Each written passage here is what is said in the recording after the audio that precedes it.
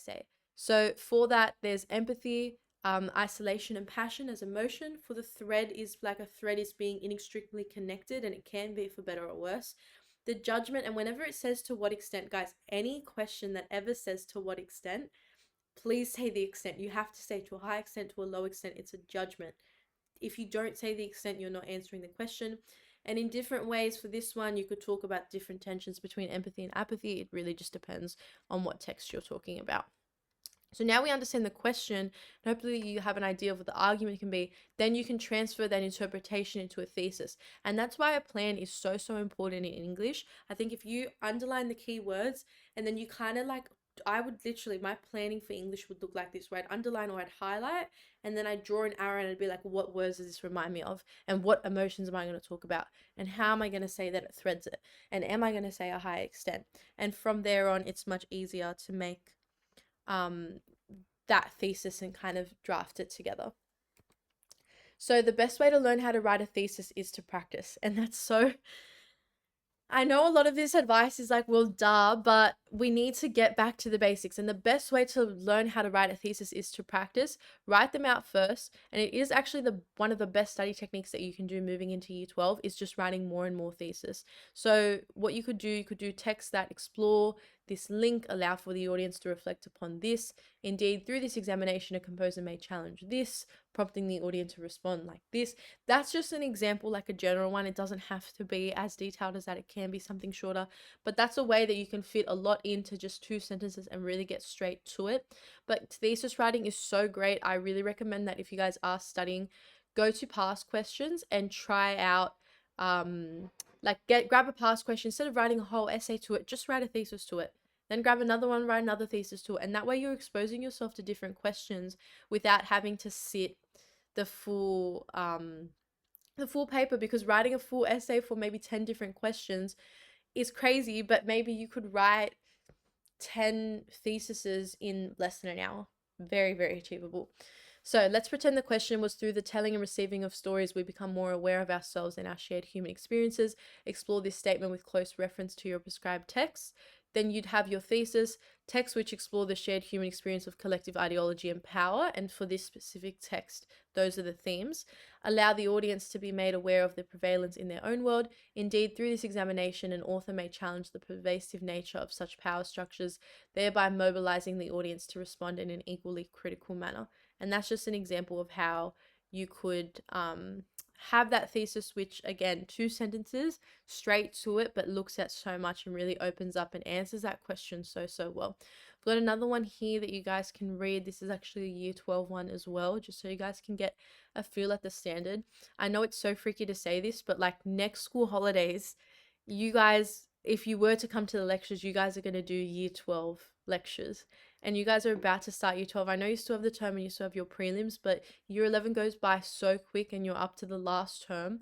And then all of a sudden you're in year 12 and it's super serious. So I feel like for this lecture, I really tried to overlap some parts with year 12 because I don't want you guys to find that transition too much. And it's definitely a big transition.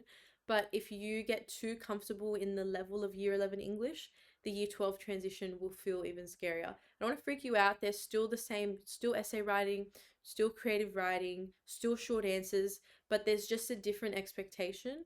And I want to introduce you guys to that expectation so you guys can see from now the level that we're going to try and work up to. But this is another interpretation of a thesis. And then we've just got the colors here so you can see how we're mixing in the textual purpose and the textual context and the values. Also audience reception. So the thesis therefore answer the question, but as we can see, they also expand on the question if needed. So the examples we've looked at often discuss the power of the author and ultimately audience understanding, but specifically at how the texts narrate our common life and what kind of warnings, or do they give any like implications, or are they assuming anything about our lives? Are they posing a counter narrative? Are they exploring some type of paradox? And that's what some of the more higher level essays can look into.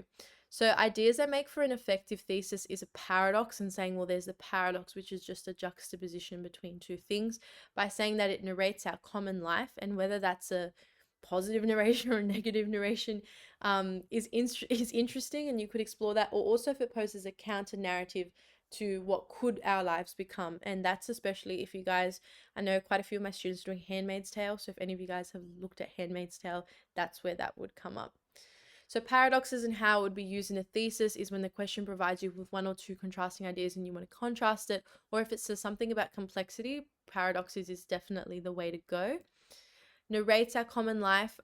It just allows reader to better understand the world around them. Narrates our common life is very much about audience perception, because it's narrating our common experience, and then it gives us space and time to reflect and critique on the time period or on our own. So it's very effective in that way as a thesis. And you can use it if the question seems to be something about the context. Narrates our common life is a great one to go to. But if you want to agree with the question and also add your own flair, that's something else that you can do. And then poses a counter narrative. Highly risky, because it's one of those questions where you're challenging the question and you're going against the criteria. But if necessary, do it. But most of the time when you get a question, you're going to say to a high extent, unless it's really, really false. And I won't get you wrong, once in year 12, they've done it in the HSC and they've just given a statement that's been completely wrong and said to what extent. And so many students were used to saying to a high extent that they just wrote to a high extent, even though they were arguing to a low extent, and lost marks really easily there. So they can do it, but most of the time it is going to be to a high extent, so I don't want to freak you guys out.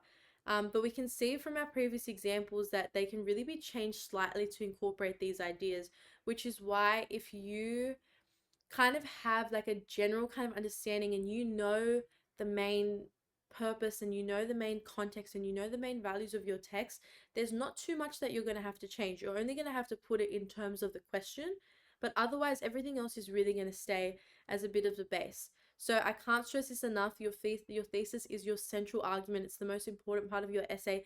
Anytime you link back to anything, it should be back to the thesis, because your thesis is your whole essay. That's your answer to the question in the most simplified version possible. So you really want to nail it. You want to practice it until you can literally do them with your eyes closed.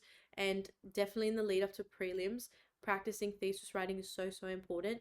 Don't expect your first thesis to be right. Even when I do thesis writing for my uni essays now, I don't just write one, I'm like, yep, great, I'm really happy with those 2 to 3 lines. I will rewrite it over and over again and keep editing and editing it until I'm really happy with it. It's definitely a risk in that way. But don't have that perfectionist mindset where like your first one just has to be the best one. The more that you practice, the better you do get, but you also always